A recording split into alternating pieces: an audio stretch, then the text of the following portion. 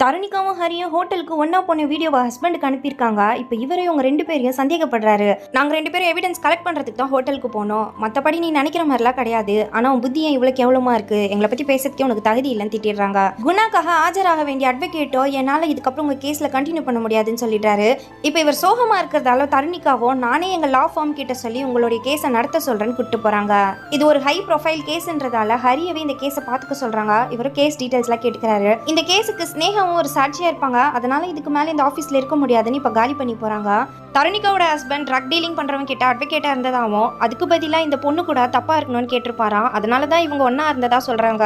இதுக்காக அந்த drug dealer இவங்களுக்கு காசு கொடுத்ததா சொல்றாங்க. இதனாலதான் அவர் லஞ்சம் வாங்கினதா கேஸ் போட்டிருப்பாங்க. இப்ப ஹரியோ இவங்களோட பேர் டீனாவே கிடையாது, உமாராணின்னு சொல்றாரு. இவங்க அக்கௌண்ட்டுக்கு மாசம் 20,000 ரூபாய் காசு வந்திருக்கும். தருணிகா ஹஸ்பண்ட் அக்கௌண்ட்ல இருந்து தான் டிரான்ஸ்பர் ஆயிருக்கு. இப்ப அந்த டீடைல்ஸ் எல்லாம் ஜட்ஜி கிட்ட காட்டுறாரு. இவங்க பண்ண சர்வீஸ்க்கு குணா காசு கொடுத்துட்டதாவோ இது லஞ்சத்துல வராதுன்னு சொல்றாரு. உமாராணி போய் சொன்னதால இவங்க சாட்சியை கோர்ட்ல ஏத்துக்க மாட்டாங்க. இப்ப அடுத்ததான் மாதேஷ்ன்றவரை தான் சாட்சியா கூட்டு வர போறாங்க. அவர் வராம இருந்தாலும் இந்த கேஸ் சீக்கிரமா முடிஞ்சிடும் டிஸ்கஸ் பண்ணிட்டு இருக்காங்க. அடுத்த ஹியரிங்ல மாதேஷ்காக கோர்ட்ல வெயிட் பண்ணிட்டு இருக்காங்க. ஆனா மாதேஷ் வர மாட்டாரு. கால் பண்ணா கூட எடுக்கல. இப்ப ஜட்ஜோ கோவப்பட்டு இதுக்கு மேல எல்லாம் அவருக்காக வெயிட் பண்ண முடியாதுன்னு சொல்றாங்க. ஆக்சுவலா மாதேஷ குணாவோட ஃப்ரெண்டு தான் மிரட்டி வரவிடாம பண்ணிருப்பாரு. அரசியல்வாதியும் ஸ்னேகாவை கோர்ட்ல தருணிகா ஹஸ்பண்ட மாட்டி விட சொல்லியிருப்பாரு. ஆனா இவங்களும் நான் ஜூனியரா வேலை பார்த்தேன், மத்தபடி எனக்கு எந்த விஷயமும் தெரியாதுன்னு சொல்லிடுறாங்க. கோர்ட்ல இப்ப தருணிகா ஹஸ்பண்ட் மேல இருக்க கேஸ தள்ளுபடி பண்ணிடுறாங்க. இவரையும் விடுவிச்சிடுறாங்க.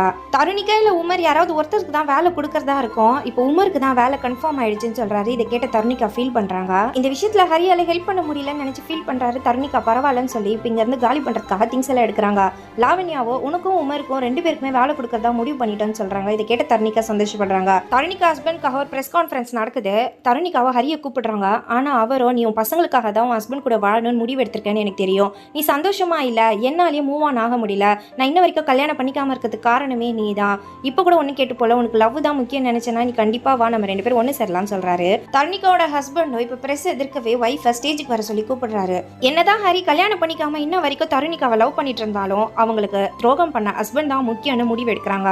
இப்போ குணா கூடவே ஒன்று சேர்ந்துடுறாங்க.